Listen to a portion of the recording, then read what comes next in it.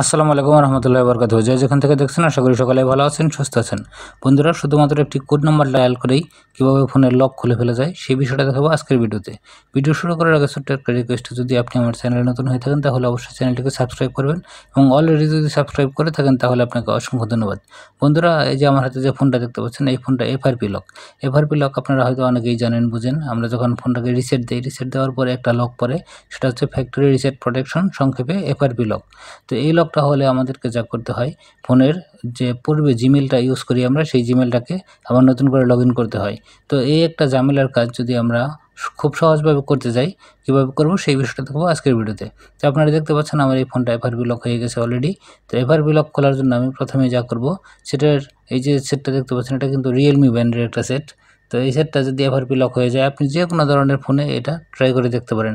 প্রথমে ইমার্জেন্সি কলে যাব, ইমার্জেন্সি কলে যাওয়ার পরে *#813# এই কোড নাম্বারটা দিয়ে আপনি জাস্ট ডায়াল করবেন।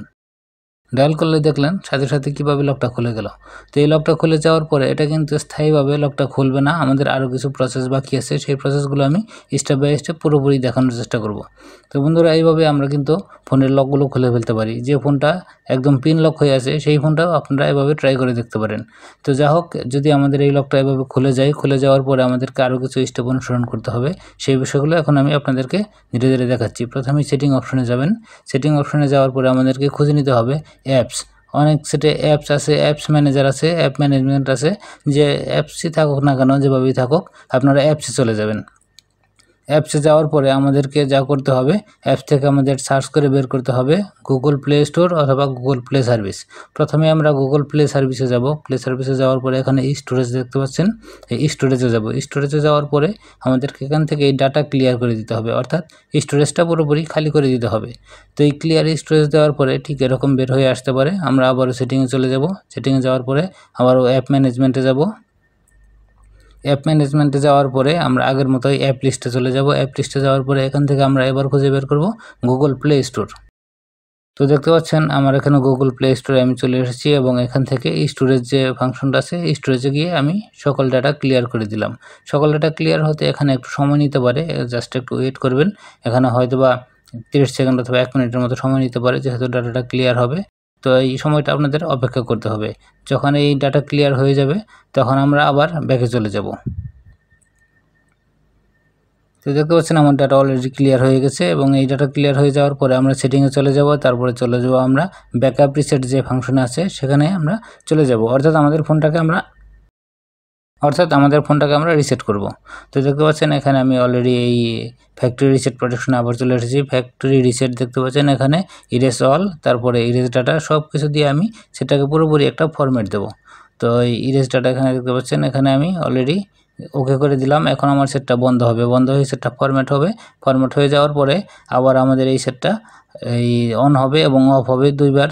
দেখতে পাচ্ছেন অন অফ হয়ে যাওয়ার পরে আমাদের যখন হোম স্ক্রিন আসবে তখন আমরা আবার এই সেটটাকে পুনরায় হোম স্ক্রিনে যেতে পারবো। দেখতে পাচ্ছেন আমাদের সেটটা অন অফ হইতেছে, অর্থাৎ সেটটা প্রসেসিং হইতেছে।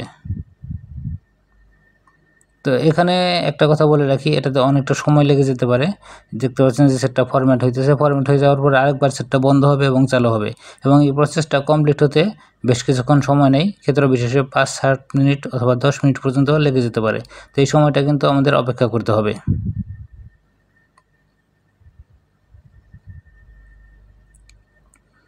বন্ধুরা, দেখতে পাচ্ছেন আমাদের সেটটা অলরেডি অন হইতেছে এবং আমরা অপেক্ষা করব এবং কন্টিনিউ করব।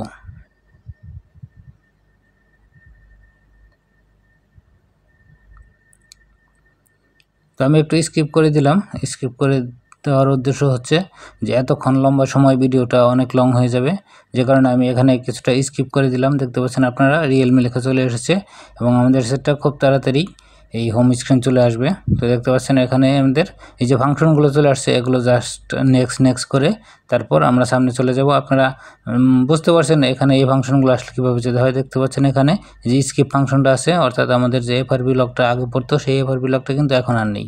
তো আমরা নেক্সট করে যখন আমাদের এই সেটিংটা কমপ্লিট হয়ে যাবে তারপরে এই অ্যাপসগুলো ইচ্ছা করলে ইনস্টল করতে পারেন অথবা স্কিপ করে দিতে পারেন। তাহলে এখন আমাদের গেট স্টার্ট এখানে ক্লিক করব, অর্থাৎ আমাদের সেটটা পুরোপুরি রেডি হয়ে গেল। যে লকটা আমাদের ছিল সেই লকটা কিন্তু চিরস্থায়ীভাবে এটা কমপ্লিট হয়ে গেছে, আর এই লকটা আসবে না। তো বন্ধুরা, এভাবেই কিন্তু আমরা আমাদের ফোনের লকগুলোকে খুলতে পারি। তো এই ছিল আজকের ভিডিও।